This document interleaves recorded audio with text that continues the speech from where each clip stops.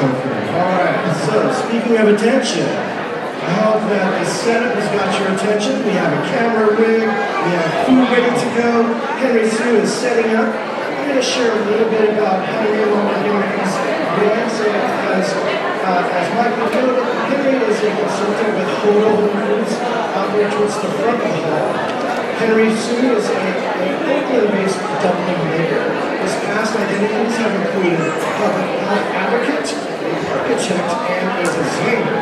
He immersed himself in the local Bay Area food scene working at Oakland tofu maker Hodo Foods for over a decade, and most recently spent the past year working at the Dumpling Club in San Francisco. Anyone ever been out to the Dumpling Club in San Francisco? I have not, but that is one club that I really want to be a part of. So we're going to talk to you about that, Henry. I think we're actually part of the Dumpling Club if it's called the Dumpling Eating Club, right? It's a different name, right? All right. So Henry's perspectives on food are shaped by his Taiwanese heritage, his birth, post-upbringing, Midwestern education, and years of living for Latin America. Henry, the flavors you must bring. Oh my goodness, all right. I can't wait for Henry to show us his international perspective.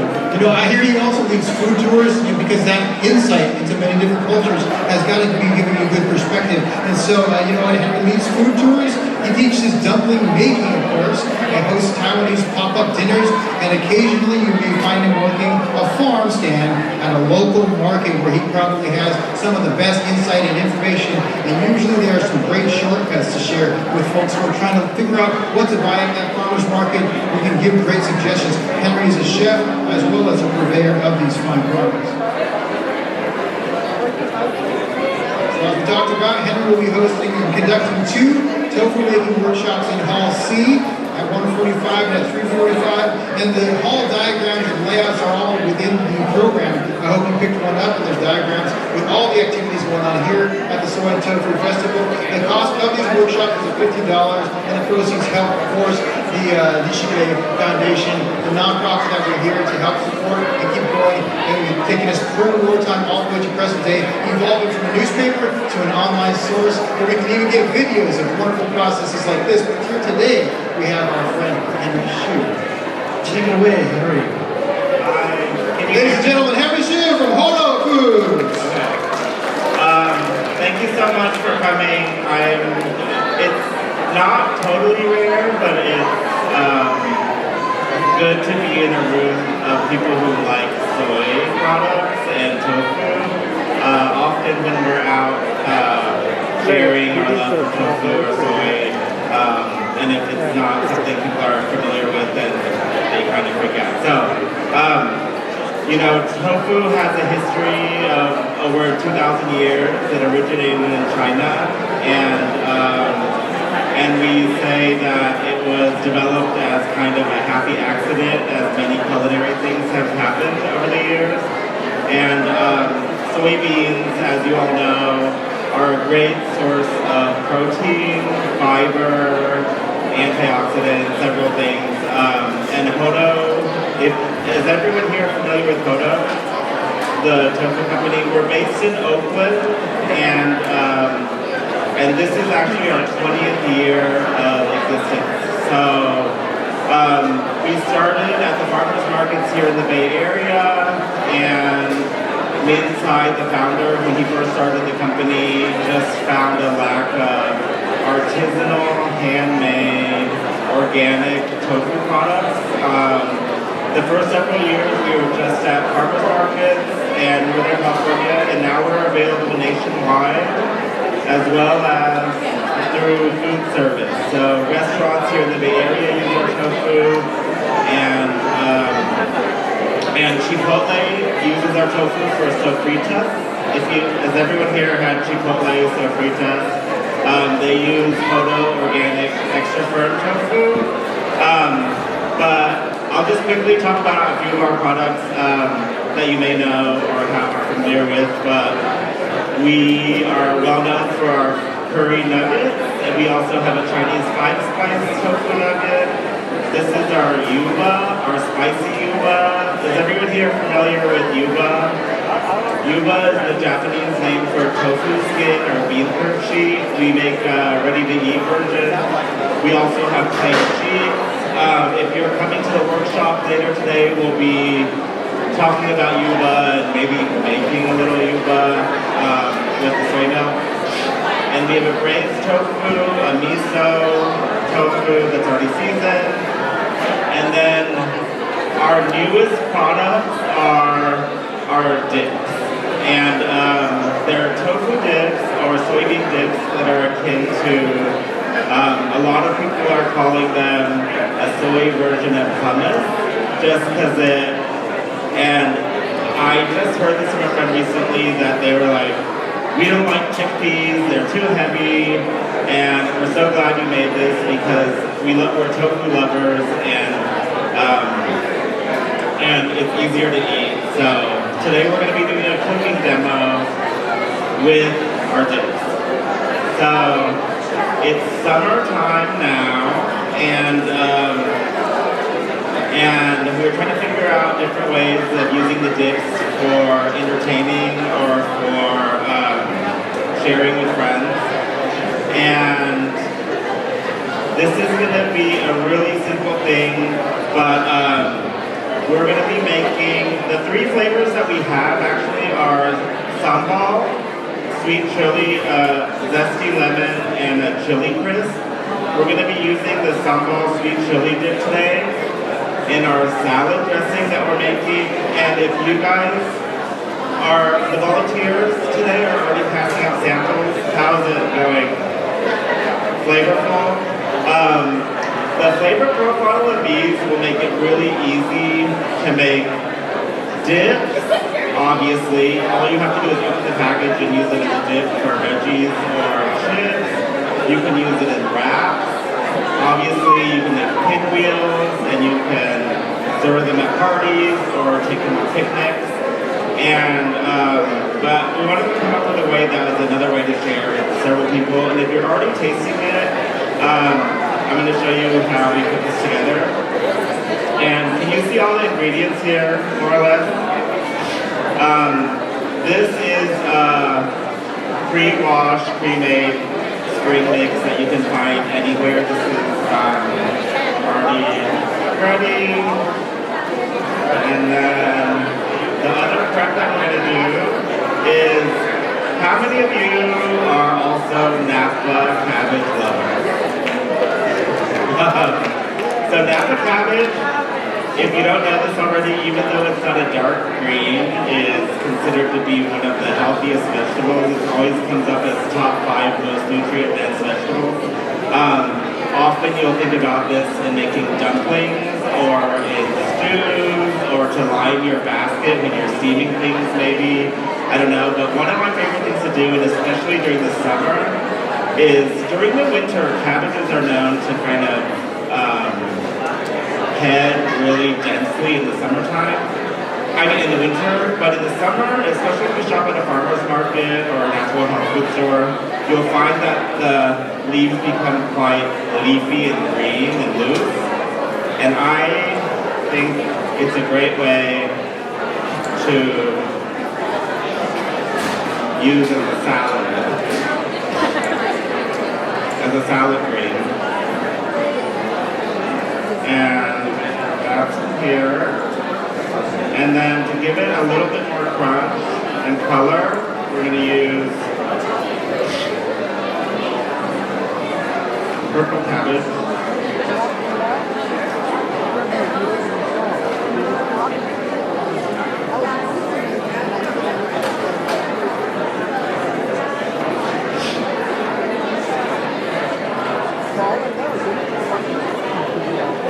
And then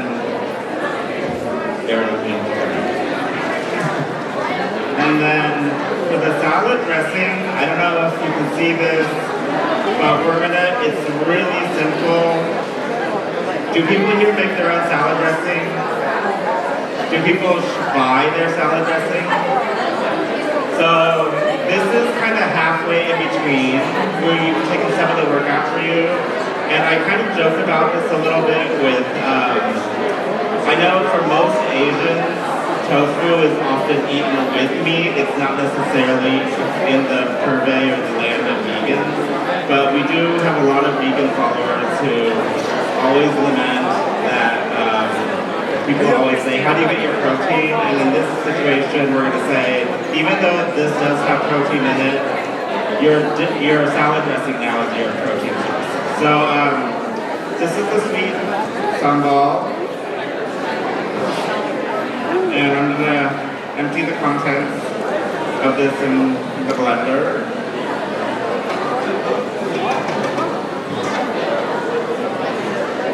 And then I'm going to do,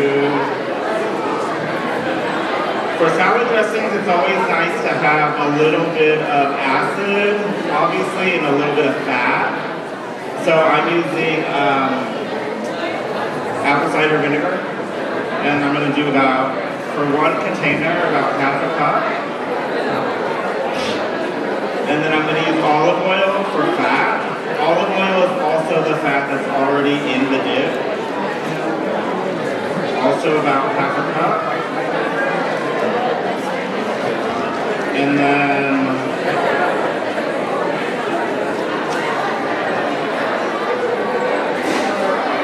I'm also going to put in a couple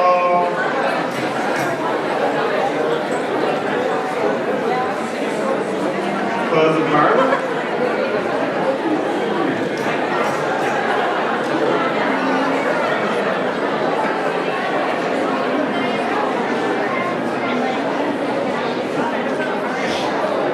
And then I'm going to put in, so this is ginger, if you can see.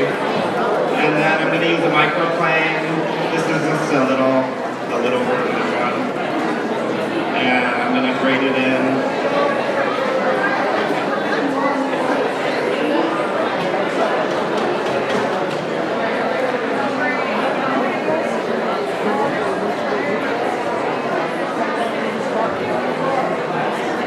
And then always just a little bit more salt.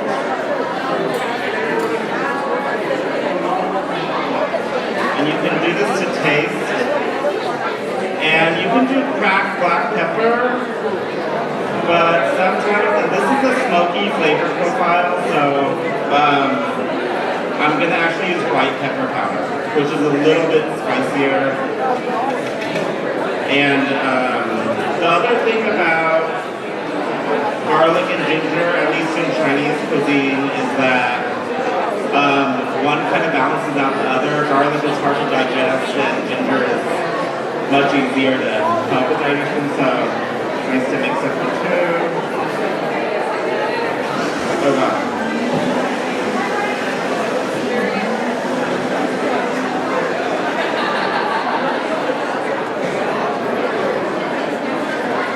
And then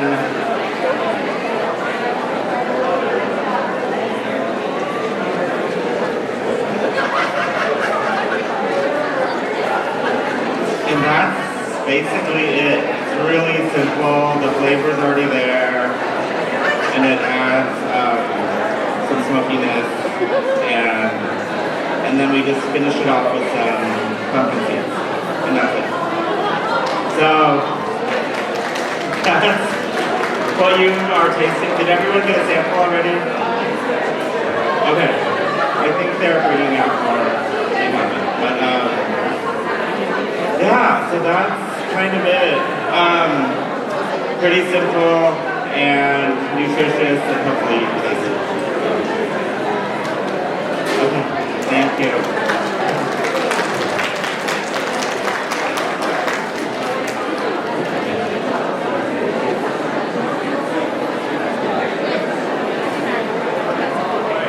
And if you take the workshop later, I'll see you there, and then we'll have more questions and easier to chat about tofu making and the distribution.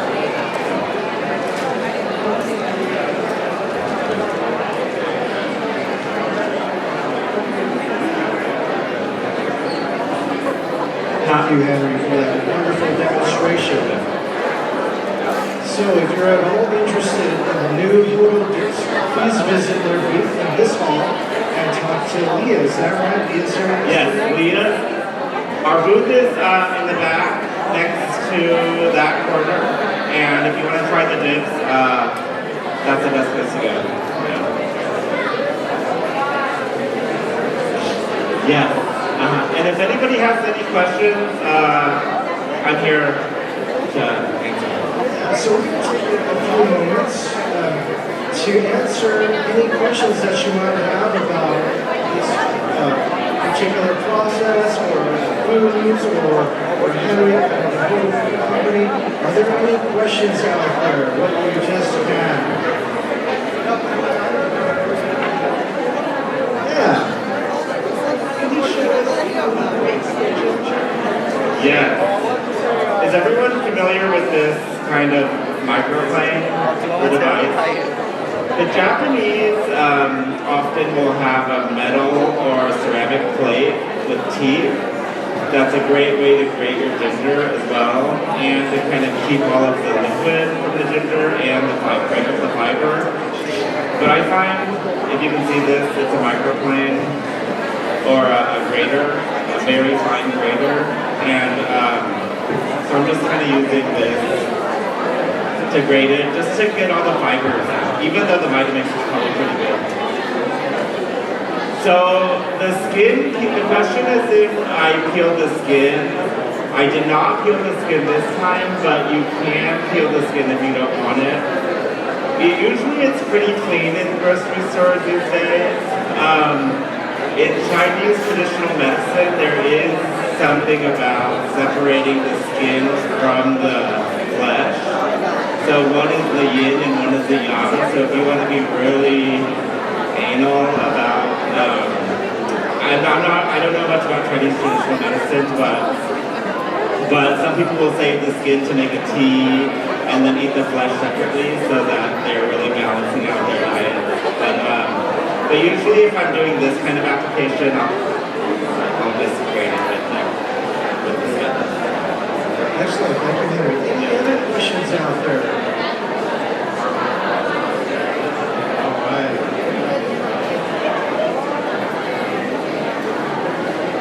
Hi, I was curious, like, how much protein is in, like, a serving and both the dip and then also the dressing?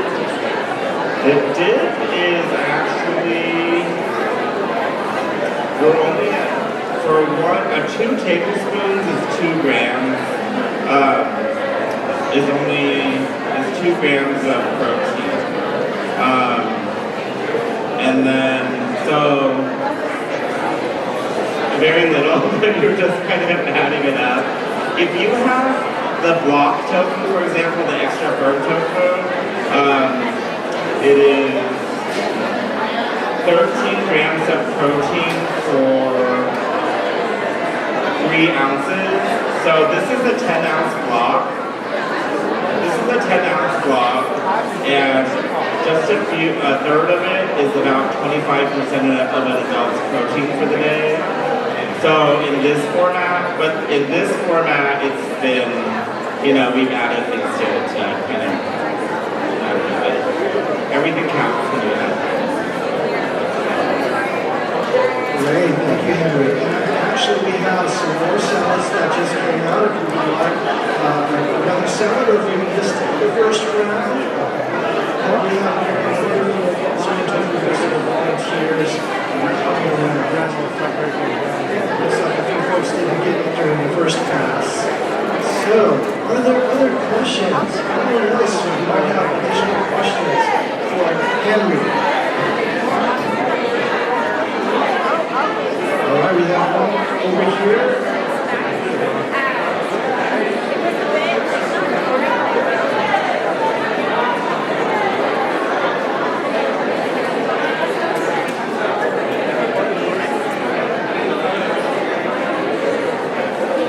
So I know that the farm to fork effort is really important in sourcing locally. I was wondering, can you tell us a little bit more about where the foods are sourced from and how that's important to food, right?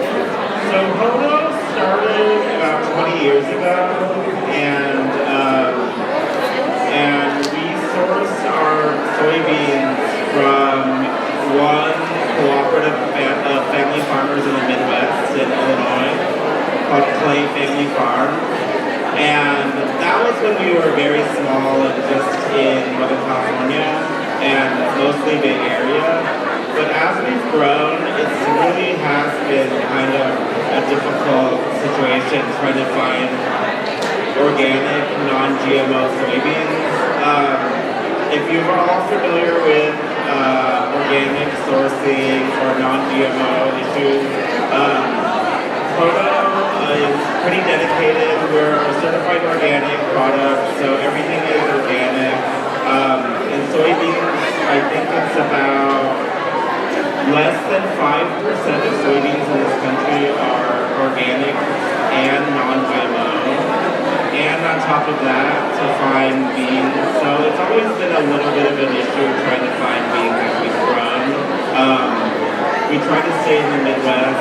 California, people will ask us why we are not sourcing soybeans from California, but California farmland is really expensive. So there's not a lot of dedicated farming to wheat or soy or these kind of commodity crops. It's mostly produce focused. Your green vegetables. Northern California, I think, produces 80% of the green vegetables for the country already. But for soybeans, we get them from the Midwest. It's just that as we grow and you're looking for sources, it's always hard to find. And we also, if you're taking the workshop, we're going to be tasting Hodo soy milk, which is only available if you're a restaurant, which many restaurants use our soy milk, or from the Ferry Building Farmers Market on Saturdays. But we make a very rich, thick soy milk that, and our beans tend to be very protein dense and fatty, and our process for making our milk also retains it.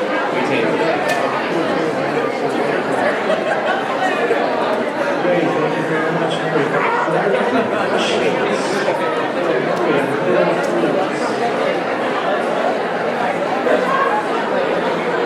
Well, thank you very much, Henry. Thank you. Henry with Hodo Foods, everyone. And again, at the front of this hall, right behind you, if you have questions about their food, then you can ask Leah, who will be up the booth.